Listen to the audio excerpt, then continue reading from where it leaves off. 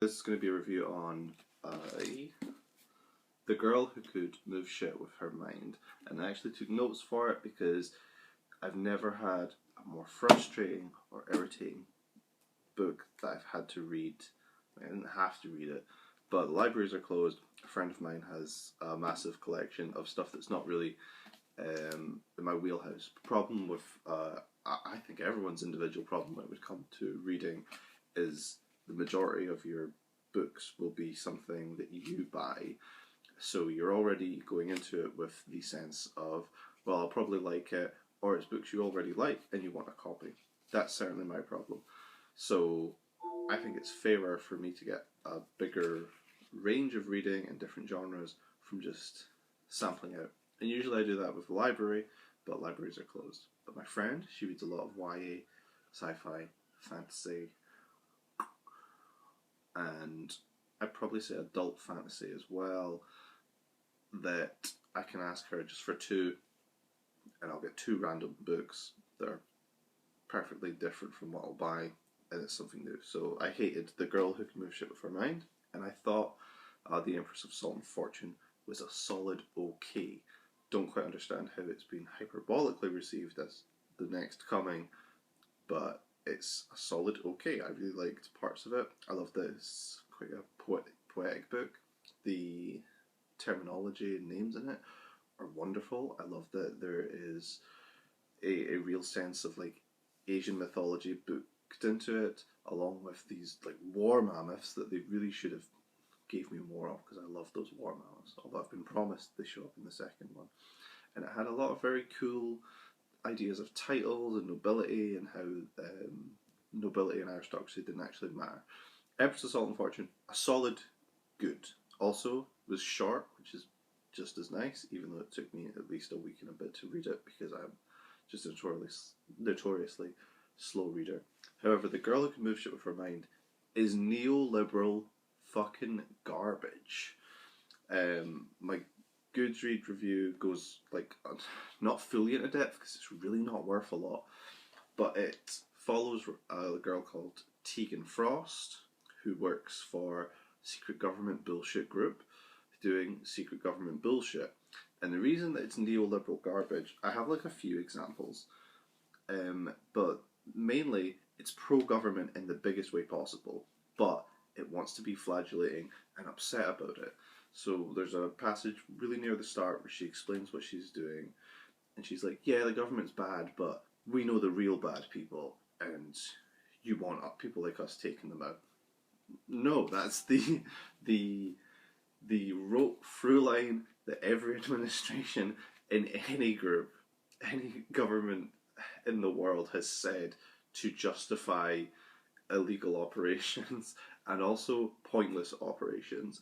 You want to look back just into the 60s and 70s, the US government with the CIA and FBI were so worried about black groups, mostly the Black Panthers, that they did so many stupid operations to try and discredit them by linking them with communists and unions, and it was a waste of time for everybody. It killed so many innocent people, and it also led to CIA splinter groups setting up Ku Klux Klan factions, which is insane. The racism built into it was that deep, and the emphasis on, well, actually the government knows what's really good for you and the real bad guys are worth breaking the law, is absolute mind prison of the highest variety. Also, a problem with it is that common, like, pop culture now is so atomized into the idea that like powerful or good individuals should have oversight by government as highly professionalized but aesthetically pleasing violence, and you see that mostly in like MCU. Like the Avengers work for the government. I mean, Shield is a government body, and true, they leave it, but it's still sanctioned, and we see it as like highly professionalized violence, but with this oversight that they're doing the right thing because they are backed by a government form, and this fully puts that in. Now, obviously, they do that so that you can empathise that Tegan is basically a cop. And again, cops have to be lionised despite time and time again them showing that they're failing. And unfortunately, police officers that do their job, we don't get to hear about them as much. They don't get as much press because you shouldn't be hearing about them. They should just be doing their job and working correctly. Also, this was a weird part. The character of Carlos in this is gay, and he states that's why he left Mexico. The coding on Mexico in this is really, really strange. The way they discuss it, it's like Mexico is a backwards hellhole, but Mexicans themselves are pure, and anyone that want to leave to come into the US must be pure. And although I think broadly the reason anyone would leave their home country is basically either because they want new experiences or things aren't great there. And in the second point, let them in. It would help everyone out. It's in your best interest to help as many people as possible, and it will pay back. The idea that they're sneaking in the worst people is complete fabrication. People are too varied for you to be able to label that. But it's more than fair that people leaving behind their culture and their families probably don't want to. And the phrasing of this is just horrible. Mexico in this book seems to be made up of the Zetas and the Sinaloa cartel exclusively. And that's just a really gross statement, but also a highly neoliberal one, because even though the Neo-lib will want to be self-flagellating on the plight of Mexicans, it still has to have like border control up. It has to be bad. It has to be required. What have we got? Another thing they've got is, throughout the book, the group in this is called China Shop. That's like their code for their little psychic group, is no guns. Now the reason you do that is because the veneer of caring about like gun crime, but we've seen government mandates allow pretty much every sector of the US government to be armed, so it would make sense for them to not be armed in this. It's just it's to make them, in comparison, look more empathetic and caring, but Tegan can commit massive amounts of damage, so getting rid of a gun doesn't automatically make them better. But it's a good way of saying, oh yeah, we know what an awful problem, there's nothing to do. Whedon dialogue. The allegations against Joss Whedon go back, I don't know, what were they, about 5 years ago? But this is just always a big negative for me because I've never liked Joss Whedon's dialogue. It's too snarky. He writes every character as Joss Whedon, and hold on. He writes every character as Joss Whedon, and that gets boring after a while. There's only so many times a teenager can look at you and just say duh before you think, move it, get a different style. Particularly in the sense of Firefly. Firefly, for some reason, is considered like his best work, and it's awful. There are two good episodes of Firefly. Awful. Cancelling it was the best idea. They've also got the idea that China Shop has to be made up of diverse characters, which is, on the surface, like a massive positive move. But Jackson Ford, probably not the real name, but also maybe, I don't feel has done this with any actual good faith. I think they've done it as a checklist on all the right things to do for this book to be the most accessible for everyone. Like, Carlos, for example, is gay, and he has to bring that up as his character. It can't just be who he is. It has to be a focal point of his personality, which, even though I'm not homosexual, is insulting, because I know people who are gay, and that isn't who they are. That's just their sexuality. But this is pushed on Carlos as such like a big thing of him that it must be traumatizing for him to be gay, and it's really frustrating for that because they're trying to make this rounded off cast and they're just not doing it. Paul is like a buttoned up, straight laced asshole, and that's all he is. Annie is like a tough Latina. that's who she is.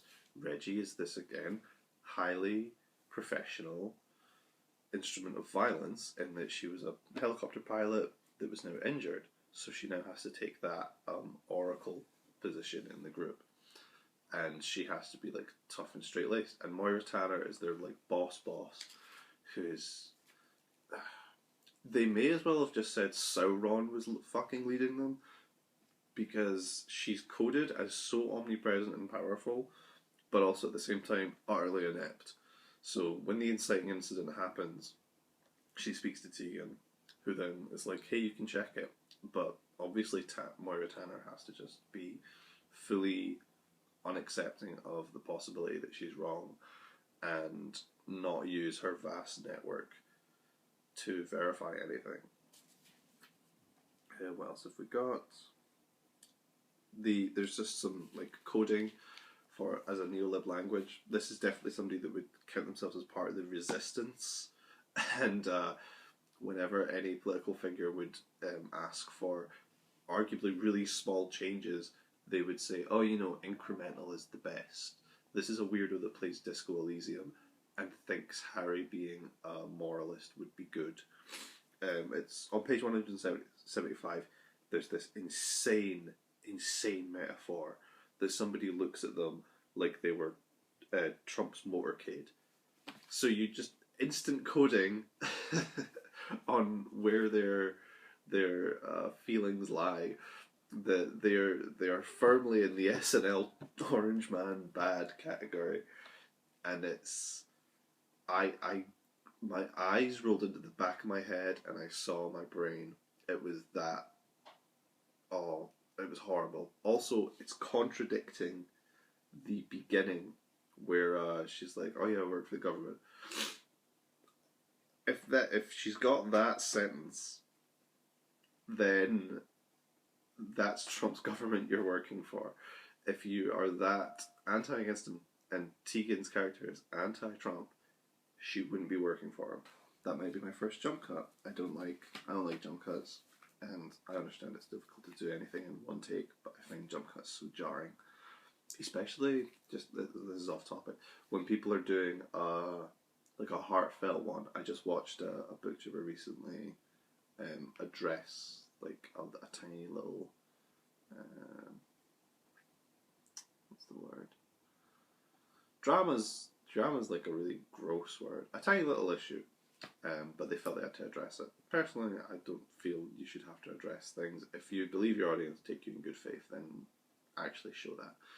But there's a split moment where he's talking earnestly about something, and then it jump cuts, and I'm like, oh, very earnestly. You needed multiple takes to get it right. Anyway, back to the neoliberal hellhole. Page 192. Here we go. This was jarring also. This was the justification for Sarajevo in many ways.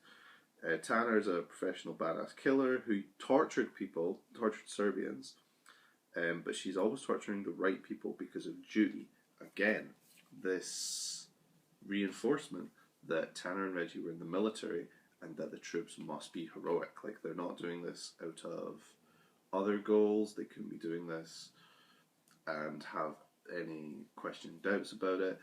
They do. Tanner does horrible things for good reasons. It's very much ends justify the means, when that's not true. There's never been a case of ends justify the means. There's always like room to fix it, but they have to.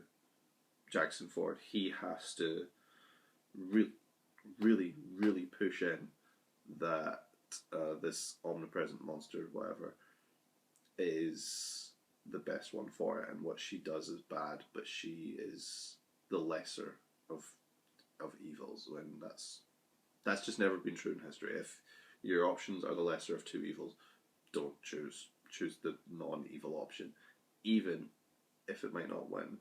Also, just going back to the Trump thing, there's a really weird bit of coding in this where she goes to Skid Row, and the actual passage that describes Skid Row, I've never been to LA, but the actual passage of Skid Row is quite good. It explains the horrible living conditions there, how the homeless have just been left out to dry, but Tegan's then like, I don't know what to do about it. Well, I don't live there, but I fucking do. Get them out of there. Get the homeless out of there. Let them live for free. Build them like cheap, good housing that they don't have to pay for. Get them into the help they require. And if some of them still want to work, give them a helping hand working there. There's a lot of hotels that are often abandoned and just sat on until the property price rises for them. Fuck that. Take them away from those asshole investors and just open up for free.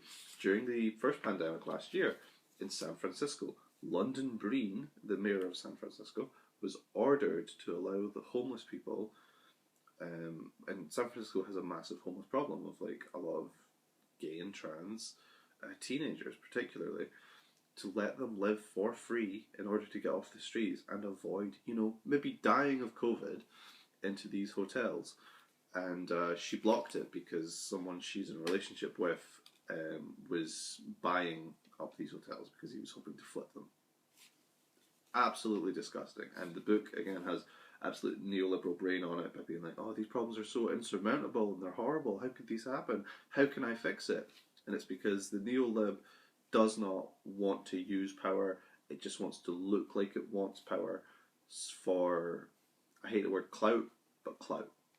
They love losing. It's their favourite thing to do because then it means responsibility is off of them, but they can complain about the things that regular people see and have to actually deal with. And she meets this guy, well, she knows this guy, I should say, sorry, she calls him Africa, which is nuts. And he's coded as a black man with a very thick accent. He's meant to have like mental health problems because like his stories are a little bit jumbled, but his real name is Idris. And this was the weird part, he has a framed photo of Barack Obama in his tent. Like all of his possessions in the world. And he's got this one.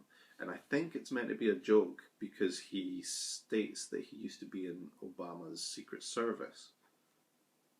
But it reads more that, of course, this homeless black guy is going to essentially worship the photo of the, up until now really, the most neo-lib president in history.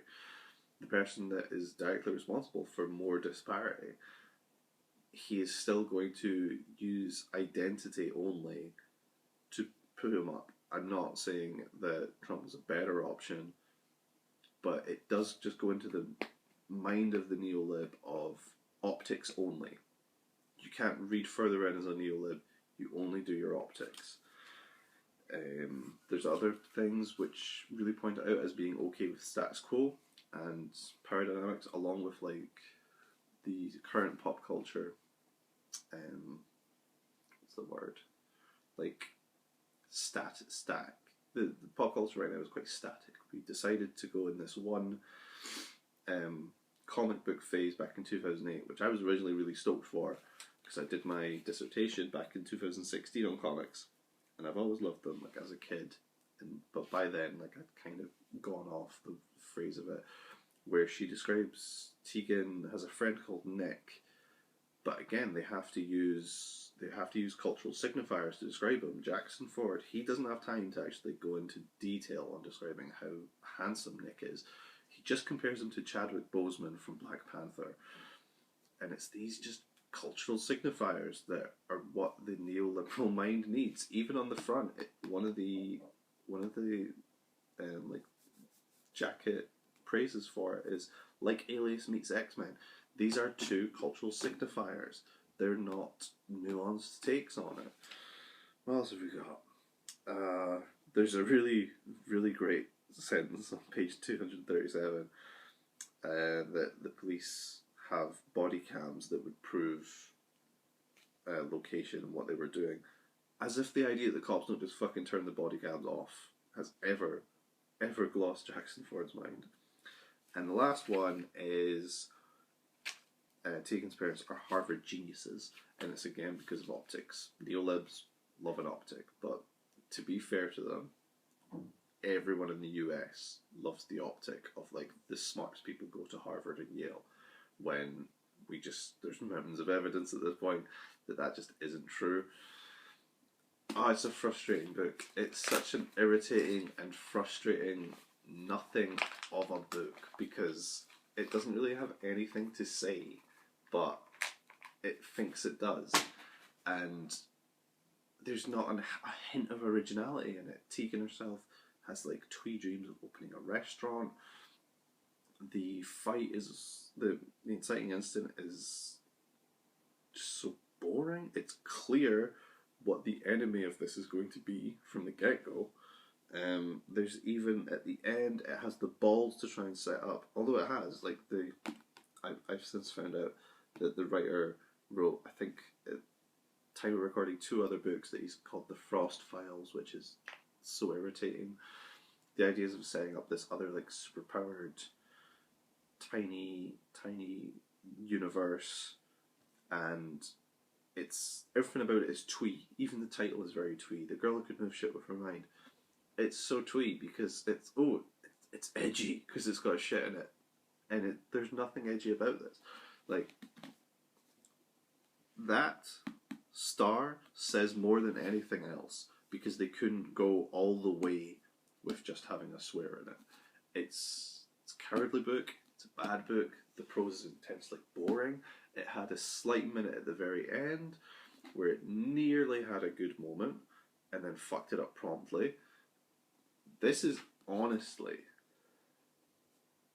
off the top of my head, the worst thing I've read.